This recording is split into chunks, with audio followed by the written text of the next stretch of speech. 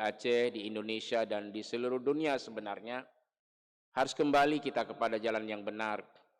Gak bisa kita andalkan misalnya hanya dengan masker, dengan jaga jarak, kalau kita tidak berdoa kepada Allah. Kalau kita enggak menguatkan ibadah dan keimanan kita kepada Allah, enggak akan berakhir. Maka kita mohon kepada Allah Subhanahu wa taala. Dan wahai seluruh orang-orang yang beriman, mari beriman kembali kepada Allah. Jangan abaikan ibadah. Jangan menantang Allah. Jangan melawan Allah. Dan jangan benci kepada seruan dakwah dan risalah. Jadi di akhirat kita tidak bisa mengelak. Enggak bisa menipu Allah.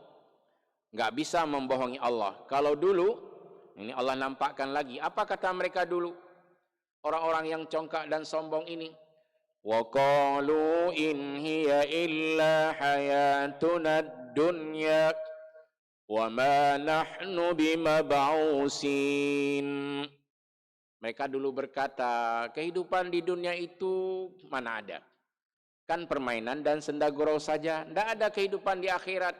Dan kami tidak percaya dengan adanya hari akhirat. Kami enggak percaya adanya hari bangkit.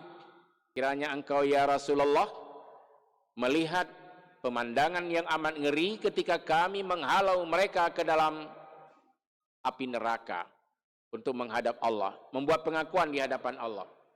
Qala alaysa haza bil haqq? Sudahkah kalian semuanya percaya bahwa hari ini hari bangkit, hari hisab, hari perhitungan?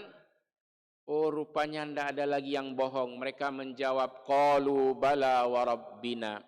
Mereka berkata, ya Tuhan kami percaya hari ini hari bangkit, hari akhirat. Apakah Allah menerima taubat mereka? Tidak. Qala fazuqul azaba bima kuntum takfurun. Allah menjawab, maka rasakanlah azab dengan apa yang dulu pernah kalian kufurkan waktu di dunia. Kesimpulannya malam ini, kalau mau bertobat, bertobatlah di alam ini sebelum dipanggil oleh Allah Subhanahu wa taala. Orang yang beriman masuk surga dengan iman dan amal solehnya. Dan jika ada dosa dan kekhilafan, bertaubatlah kepada Allah Subhanahu wa taala.